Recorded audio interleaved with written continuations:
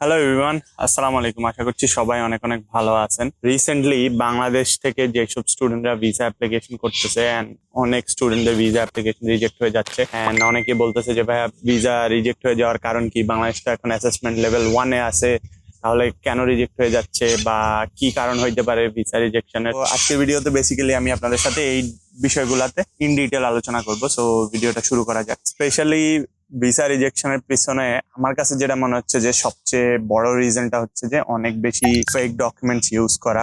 Recent টাইমসে Bangladeshi স্টুডেন্টরা যেহেতু দেখছে যে বাংলাদেশ অ্যাসেসমেন্ট লেভেল 1-এ আছে, সো অনেক এজেন্সি অনেকেই তাদেরকে বলা স্টার্ট করছে যে ডকুমেন্ট নিয়ে প্যারা নাই, অনেক ইজিলি ভিসা হয়ে যাবে, বিভিন্ন ধরনের কথাবার্তা। দেন আমার কাছে মনে হয় যে ডকুমেন্টস এর ব্যাপারে স্টুডেন্টরা অনেক বেশি ফ্লেক্সিবল হয়ে যাচ্ছে এন্ড দেন অনেক এজেন্সি তাদেরকে বলতেছে যে ডকুমেন্ট নিয়ে প্যারা নাই, অল্প ডকুমেন্টস দিয়ে তোমার ভিসা হয়ে যাবে, তোমার জিএস ক্লিয়ার হয়ে যাবে। সো বেসিক্যালি আমার কাছে ডকুমেন্টেশনের যে ব্যাপারটা, আমার কাছে মনে হয় যে স্টুডেন্টরা অনেক বেশি এই ব্যাপারে ফ্লেক্সিবল হয়ে গেছে। স্টুডেন্টরা খুব বেশি কেয়ার করে না এখন ডকুমেন্টস এর ব্যাপারগুলো নিয়ে, যেই কারণে আমার কাছে মনে হচ্ছে যে অনেক বেশি ভিসা রিজেকশন আসতেছে। দেন আরেকটা বিষয় যেটা, সেটা হচ্ছে যে আজে বাজে ইনস্টিটিউট, অনেক আজে বাজে কলেজে অ্যাপ্লাই করা।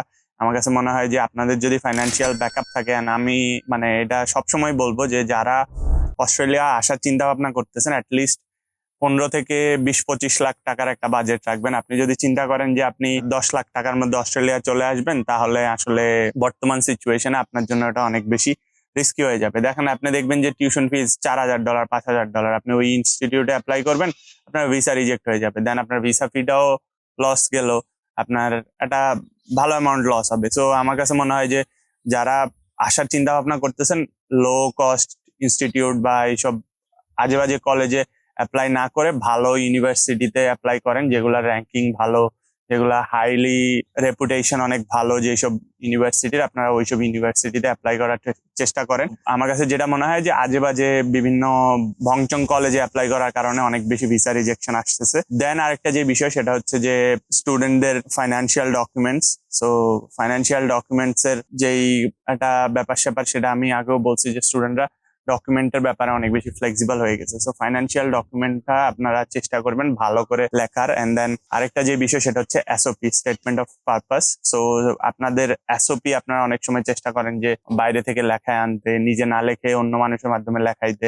তো দেখা যায় যে আপনার আইএলটিএস এর স্কোর ধরেন যে 6.5, কিন্তু আপনি এমন একজনের কাছ থেকে লেখাইলেন যার আইএলটিএস এর স্কোর হচ্ছে 8। তো সে হয়তো রাইটিং এ 7.5 পাইছে, কিন্তু আপনার রাইটিং আর তার রাইটিং এর অনেক ডিফারেন্স থাকবে। সো ওরা অনেক সময় চিন্তা করে যে আপনার এসওপিতে আপনার ল্যাকিংস আছে, দেন আপনার ইংলিশ প্রফিসিয়েন্সি টেস্টের স্কোরের সাথে আপনার এই এসওপির রাইটিংটা মিলে না। তো অনেক সময় ওইটাও একটা কারণ হইতে পারে। আপনারা চেষ্টা করবেন নিজেদের যে এসওপি আছে ভিসার জন্য, ওই এসওপিটা নিজেরা লেখার জন্য, কারণ এসওপি একদম সিম্পল একটা জিনিস, বাট চেষ্টা করবেন নিজের ভাষায় নিজের মতো করে লেখার।